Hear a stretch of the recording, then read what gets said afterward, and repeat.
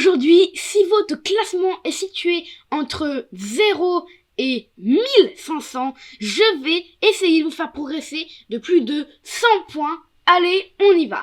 Alors en fait, je vais vous expliquer 4 trucs énormissimes. Faut absolument les savoir. De une, les débutants bougent souvent la même pièce. Et ça, on dit que c'est pas bien. C'est pas bien, c'est pas bien, c'est pas bien. Mais ils continuent à le faire. Mais en fait, on dit que c'est pas bien, mais ils savent pas pourquoi. Parce que en fait, quand on bouge une pièce et qu'on la rebouge, donc là en vrai ça va, mais par exemple bim, il rebouge une deuxième fois, là c'est obligé, mais par exemple bim, une troisième fois, et là vous voyez même le cavalier ici il bouge 2 fois. Et en fait pourquoi c'est pas bien? Parce que à la place on peut tout simplement développer. Quand t'as une pièce que tu bouges, il te l'attaque, tu bouges, il te le réattaque, tu bouges.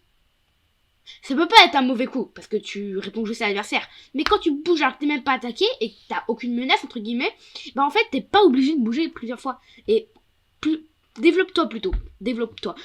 Souvent dans l'ouverture, hein, parce que dans le milieu de jeu, on va bouger plusieurs pièces. Ça va en vrai, hein, dans le final, c'est ultra important. Mais dans l'ouverture, c'est franchement idéal de bouger d'abord les cavaliers, vous voyez... D'abord les cavaliers, et ensuite les fous, et etc., etc., etc. Et ça, c'est très important. De 2, sortir la dame trop tôt. Bah oui, là, la dame, elle sort comme ça, à part pour faire le mat du berger, je vois pas pourquoi la sortir, en fait, vous voyez. Et le mat du berger, à un certain niveau, vous pouvez plus le faire. Du coup, sortir la dame trop tôt, je vous le recommande pas.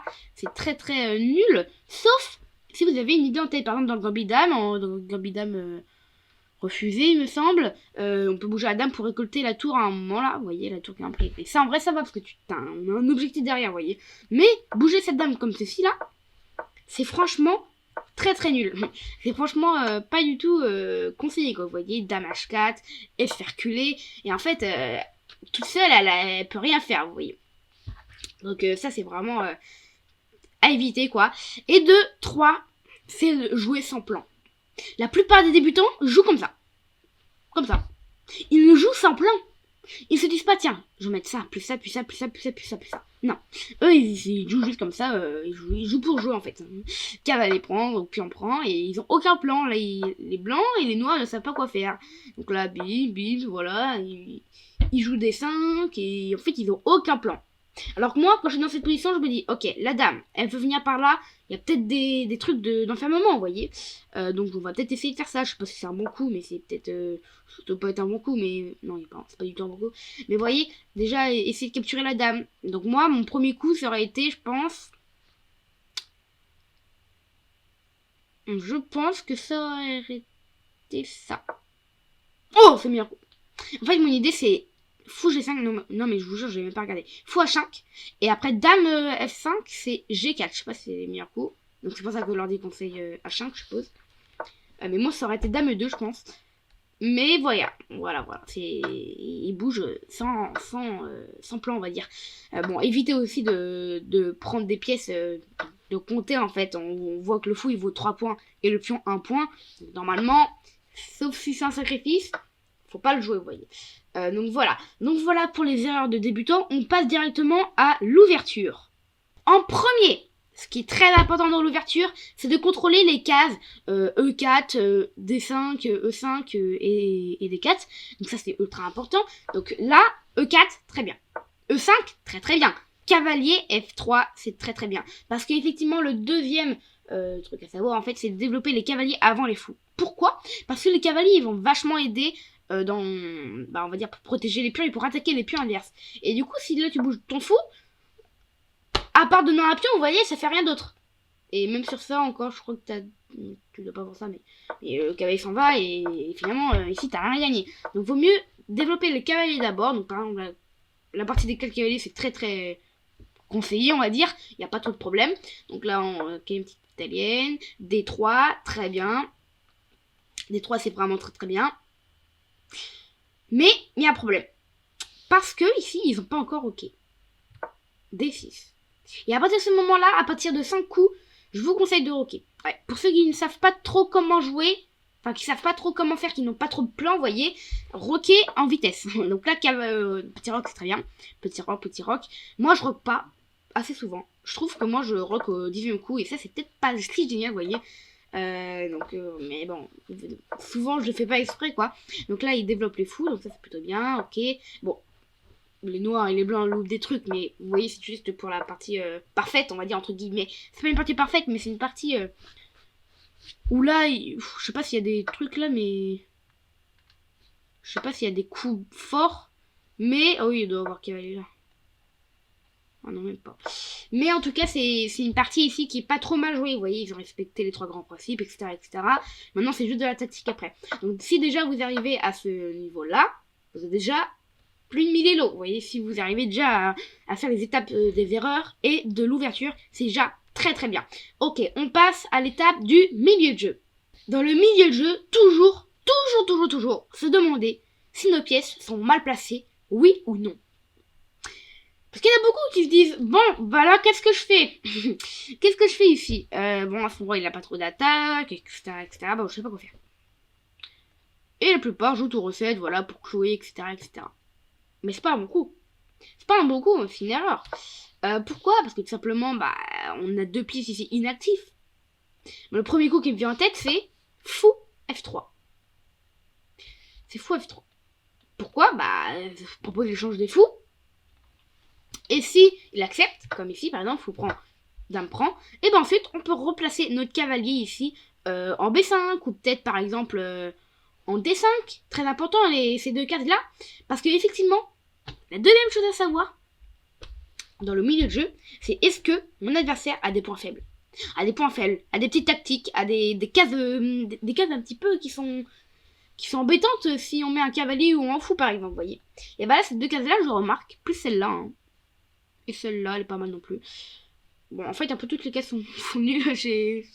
Donc, on peut pas mettre tous nos cavaliers. Mais on peut remarquer que là, il y a des cases quand même très très fortes. Par exemple, en B5 et en D5 surtout. En G6, c'est pas mal aussi, mais voilà, si la tour bouge, il n'y a rien non plus. Mais voilà. Et du coup, ici, si les noirs font pas attention, donc par exemple, bougent leur tour, leur cavalier, ok. Là, ça va. Mais dame E7 par exemple. Et bim, on joue cavalier E3. Bon là, on a dû louper des trucs, mais voilà. Et cavalier E3, l'idée c'est cavalier D5. Cavalier F5, vous voyez. Donc là, les noirs, ils disent, bon, bah, je remplace madame. Et bim, cavalier D5. Attaque le pion. Eux, ils sont obligés de bouger par exemple. Donc dame D6, protège leur pion. Mais malheureusement, c'est trop tard parce que notre cavalier, il est ultra méga fort. Il est presque impossible de l'enlever en fait. Et après, on va peut-être faire coulisser la tour en A1. Et finalement, ici, bah, on va gagner comme ça, tout simplement.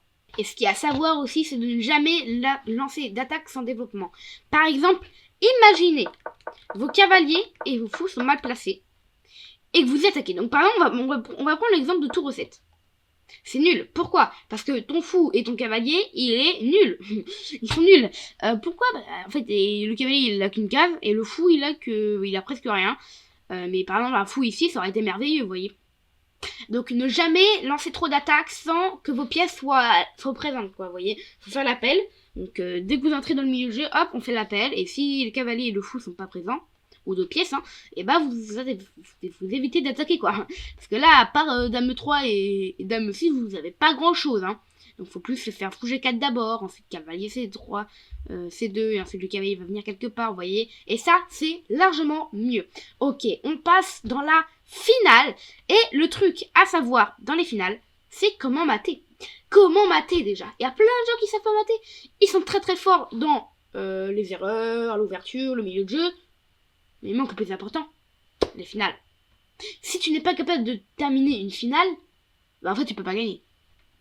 Bah non, tu peux pas gagner, ça fait tout le reste pour rien. Encore si tu sais pas jouer l'ouverture, mais très bien la finale, il suffit que ton adversaire fasse une erreur, vous voyez. Alors que là dans la finale, on va dire que ton adversaire peut pas faire trop d'erreurs. Ton adversaire là, il peut pas faire d'erreur, vous voyez. À part un mauvais coup, c'est juste un préfiant quoi.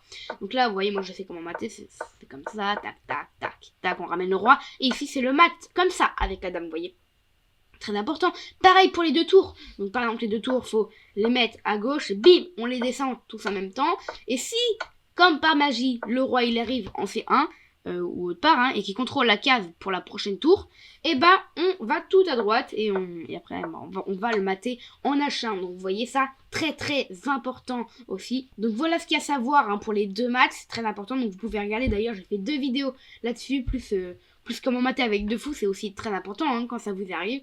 Donc n'hésitez pas aussi à prendre quelques finales, quelques études aussi. Les études sont très importantes pour les finales. Parce que si ça vous arrive, au moins vous êtes sauvés là, vous savez comment faire. Donc voilà, j'ai aussi une petite astuce. À chaque fin de partie, faites un bilan de partie. Oui, analysez vos erreurs. C'est ultra méga important. L'ordi, des fois, il dit des coups, mais si vous les comprenez pas, il se passerait rien finalement. Si vous comptez tout simplement sur l'ordi, pour vous donner si c'est des meilleurs coups ou si c'est des coups manqués, ça vous servira à rien. Donc il faut que vous analysez vous-même le jeu. Donc vous pouvez faire un bilan de la partie, ou sans, hein. Ça peut marcher aussi sans. Évitez aussi de jouer trop en blitz, bullet, etc. Concentrez-vous si vous voulez vous améliorer, il faut vous concentrer sur une partie, donc rapide, pas trop blitz, hein, mais 10 minutes plutôt, donc voilà. Et aussi, fixez-vous un objectif. C'est méga important parce que si vous voulez progresser, il faut que vous ayez en tête l'élo que vous voulez atteindre, et c'est grâce à ça que votre cerveau, en fait, il va se dire, ok, il va attendre ça, et bien bim, je le fais monter d'un coup. Je le fais monter d'un coup en intelligence, et souvent, c'est comme ça qu'on gagne. Ouais. Bref, en tout cas, j'espère que vous avez adoré cette petite vidéo. Si vous voulez me soutenir, n'hésitez pas à aller rejoindre mon club qui s'appelle Licence sur TwitchCom. Je serai très heureux de vous accueillir si vous avez un compte de plus de 1 mois et plus de 100 parties jouées. Et sinon, comme toujours, on se retrouve très bientôt pour une nouvelle vidéo. Ciao!